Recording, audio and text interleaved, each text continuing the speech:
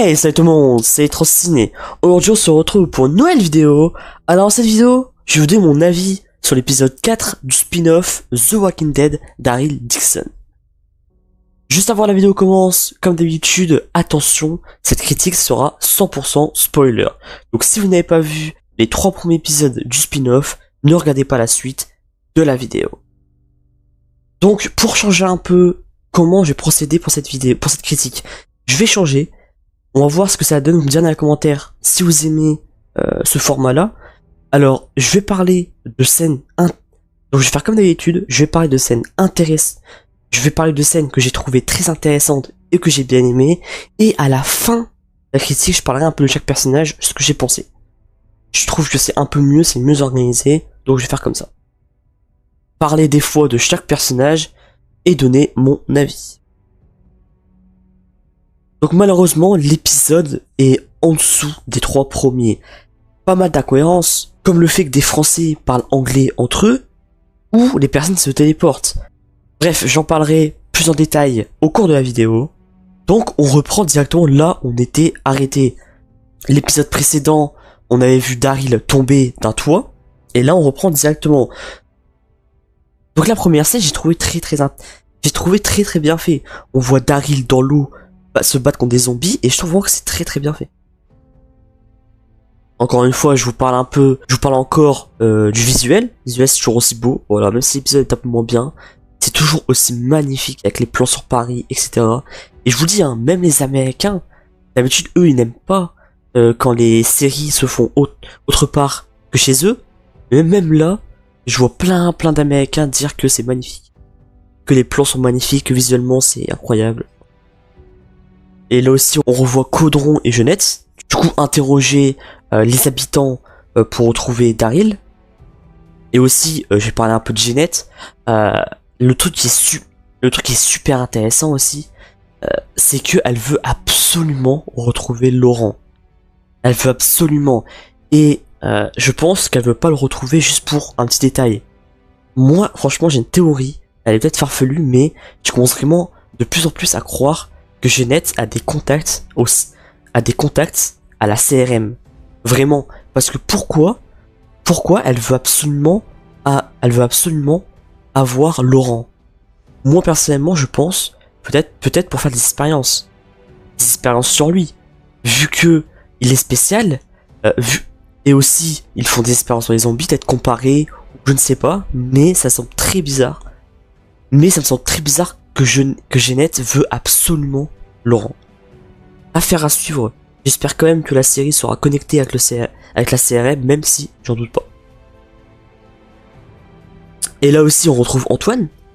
J'avais dit dans l'autre épisode que je pense qu'on n'allait pas revoir Antoine. Finalement si, on le revoit, mais c'est tellement triste quand même qu'il meurt.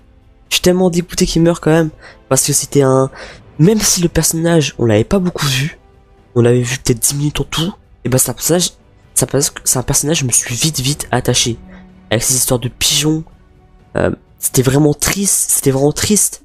La personne qui lui met une balle, la réaction de Daryl aussi, parce qu'il est triste, je pense qu'il en a marre de perdre des gens bien.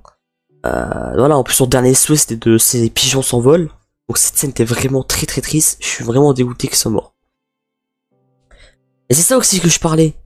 C'est ça aussi que je parlais avec les personnages qui se téléportent. Ça c'est dommage. Parce que par exemple Daryl qui retrouve le chemin, à Isabelle, Isabelle et Daryl qui se retrouvent en 2 secondes. Ils se téléportent en 2 secondes, on voit rien avant. C'est un peu dommage. Il y avait déjà ça dans les autres épisodes, mais c'était moins flagrant. Là vraiment ils se téléportent en 2 secondes, quoi, sans problème. Et enfin, on voit la Tour Eiffel de près. Dans l'autre épisode, on l'avait vu la Tour Eiffel, mais de très loin. Là, on la voit de tout près, vraiment. Hein. C'est au pied de Laurent. Et c'est très bien fait. Vraiment. La Tour Eiffel est un peu penchée. Elle est dégradée. Le haut de la Tour Eiffel est complètement détruit. Mais ça, on le sait, vu que c'est un hélicoptère qui s'était crashé. Mais vraiment, je trouve que c'est vraiment très bien fait. Et j'ai vraiment bien aimé. Même si la scène devant la Tour Eiffel, elle dure 5 minutes, j'ai bien aimé. Et il faut qu'on parle aussi de Daryl. Non mais Daryl, avec son fléau d'armes, il est juste incroyable. Comment il tue les zombies avec classe, même les humains devant la tour Eiffel, c'était trop incroyable. Et il est tellement badass Daryl, c'est un truc de fou. C'est un truc de fou. Même si Laurent a été capturé, il a quand même tout fait derrière. Et aussi pour terminer avec la tour Eiffel, là moi je vais vous mettre des photos. Je sais pas ce que vous en pensez, mais cette scène là, elle est très bizarre. Quand du coup Laurent regarde dans un trou derrière un barrage de la tour Eiffel et un zombie se montre. Et déjà je trouve les zombies est très bizarre. Juste après on a une autre scène quand Laurent se cache derrière un truc pour se protéger des zombies. Le zombie en face s'abaisse et veut attraper Laurent. Mais s'abaisse. Un zombie ne peut pas faire ça.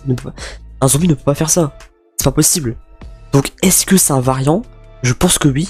Enfin, ce serait bien qu'on revoie des qu'on avait vu à la fin de The Walking Dead. J'aime bien les revoir. Même s'il y a des zombies brûlants. Mais les variants, j'aimerais bien les revoir aussi. J'ai terminé avec l'histoire de Tour Eiffel et moi j'ai adoré cette scène. Et elle est aussi super touchante. Voilà, promis j'arrête après le Tour Eiffel. Mais elle est aussi super touchante parce que Laurent, son rêve c'est de voir la Tour Eiffel et en plus avec la photo qu'il avait de sa mère devant la Tour Eiffel, on voit qu'il est heureux quoi. Je vais parler de l'interrogatoire qu'il y a eu un peu pour donner un peu mon avis sur l'interrogatoire. L'interrogatoire était juste énorme, vraiment. J'ai adoré l'interrogatoire. L'histoire de Daryl avec un voisin Jimmy et du cochon. Oh, c'était n'importe quoi, vraiment. Mais on y croyait, hein. Franchement, Daryl, il a bien fait. J'y croyais à mort à cette histoire-là, finalement, non. C'était même pas vrai en plus. Il a inventé toute pièce. Mais vraiment, c'était bien fait, hein. Mais voilà. Mais voilà, moi, devant mon écran, et quand Isabelle interrogeait le gars, et ben je me disais, laisse faire Daryl. Vraiment. Daryl a l'expérience à mort, il a interrogé plein de gens dans The Walking Dead. Je peux te dire qu'il a vraiment l'expérience, donc laisse faire Daryl. Et la preuve, grâce à lui, il a dit plein de trucs. Mais quand Daryl lui plante des coups de couteau, c'était hard quand même. Hein. Mais au moins, il a parlé. Voilà. Et ça est vraiment très drôle, j'ai bien aimé. J'ai adoré cette scène. Mais cette scène-là aussi, je trouve que vraiment Quinn a un culot. C'est pas un personnage que je déteste, mais il a quand même un culot énorme. En disant je veux te protéger, je veux être avec toi à Laurent, alors que c'est le premier à avoir abandonné Lily. Parce qu'il y a un enfant avec, après c'est barré quoi. Donc ouais, il a quand même un culot énorme de dire ça. Mais Laurent en fait, je trouve en fait en fait Laurent je trouve que c'est un enfant quoi. Ça se voit que c'est un enfant. Il est tout gentil, il est calme, voilà. Je sais pas comment dire, je sais pas comment expliquer, mais rien qu'avec la blague carambar, c'était en drôle et voilà, il inspire la gentillesse et c'est un enfant quoi dans l'apocalypse. Voilà, c'est un enfant qui est né dans l'apocalypse, voilà, et ça se voit. Mais c'est vraiment plaisir par contre là cette scène-là de revoir Fallou et tout. Fallou lui, je vous l'avais dit dans l'autre épisode, mais il inspire la gentillesse, comme il dit. Il faut défendre l'union de l'espoir. Il encourage tout le monde. Voilà, c'est une bonne personne. Et ça change. Et il faudrait plus de personnes comme ça. Moi, franchement, je l'aime bien, Fallou. Voilà, j'aime bien. Il parle pas beaucoup. On le voit pas beaucoup. C'est un personnage de seconde zone. Mais je trouve qu'il en impose beaucoup et j'aime bien. Et à ce moment-là, c'est là que je me suis dit que Jeannette, c'est bizarre en fait son objectif à elle. Au début c'est de capturer, c'est de tuer, de retrouver Daryl, de le tuer. Maintenant c'est de retrouver Daryl et Laurent et de les tuer. Je vois pas pourquoi elle tuerait un enfant qui est potentiellement le seul espoir de l'humanité pour sauver, pour éradiquer le virus. Je trouve ça vraiment bizarre. Donc, comme j'ai déjà dit, pour moi elle veut juste le capturer et l'amener à la CRM. Et encore sur cette scène-là, on voit comment il est Quinn. Et pour moi, là, c'est hyper dangereux ce qu'ils font. Parce que ça se voit que Jeannette et Quinn, du coup, ont une partie de Paris. Ils contrôlent... Ils ont le contrôle partagé de Paris. Et je trouve que ça, c'est hyper dangereux. Je pense que finalement, là, ils ont un pacte. Mais moi, je pense que finalement, il va y avoir un problème. Quelqu'un va trahir l'autre. Et je pense que finalement... soit Queen soit Junette va se retourner contre l'autre et ça va être la guerre, je pense. Et là aussi, très très intéressant comme scène, Sylvie pense qu'il se passe un truc entre Daryl et Isabelle. C'est vrai que je trouve qu'ils sont pas mal proches. Donc est-ce que il va avoir un truc romantique entre les deux? C'est probable. Je pense pas que c'est impossible. Ce serait quand même fou de voir Daryl avec une femme. C'est jamais arrivé. Connie non. Lia non plus. Hein. Ça a failli, mais finalement non. Donc si Forrest se met avec Isabelle, ce serait quand même incroyable. Et faut regarder quoi. De toute façon, les scènes que je vous montre, c'est par ordre chronologique. Hein. Ça veut dire par ordre de l'épisode quoi. Et regardez-moi cette beauté. On voit la scène, mais c'est trop beau quoi. En plus, on voit la cathédrale. Le spin-off, pour l'instant, c'est d'une beauté hallucinante. Je vais parler vite fait. Je devais parler en fin d'épisode, juste en 2 secondes, d'Anna. Anna, pareil. Je pensais que c'était comme pour Antoine qu'on allait la voir. On allait la voir juste dans un épisode, c'est tout. Et finalement, non, on la revoit et je la trouve très intéressante. La preuve, elle se retourne contre Queen. Déjà, je voyais qu'elle avait pas trop confiance en Queen, mais là, elle se retourne contre lui et elle laisse du coup Laurent et Daryl partir. Donc moi, je la trouve vraiment intéressante et pas méchante par rapport à Queen. Queen, c'est pas que c'est un manipulateur qui fait des cours douces, mais Anna, je la trouve très différente. Mais bon, on verra bien. J'espère quand même qu'on va un peu la revoir parce que je trouve que c'est un personnage très intéressant. Mais il y a toujours un problème que j'en parlerai à la fin de la vidéo. Et là aussi, on arrive bientôt à la fin de l'épisode. Là aussi, je pense que c'est une des scènes les plus intéressantes. Le combat. Enfin, on a un combat entre Daryl et Queen. La tension monte entre les deux. Et enfin, la scène se produit. Et elle était juste folle, la scène. Le combat entre Caudron et Daryl est incroyable, mais là, c'est incroyable. Pour l'instant, les combats à main nue, franchement, j'adore. Surtout avec Daryl. Même si, bon, c'est pas un scoop, Daryl l'a mis KO en 2 secondes. Daryl, il donne le tuer, mais il a mis KO direct. Ah oui, c'est Daryl, quoi. Daryl en a honnêtement, entre nous, pour moi, Daryl, à main nue, il est quasiment imbattable.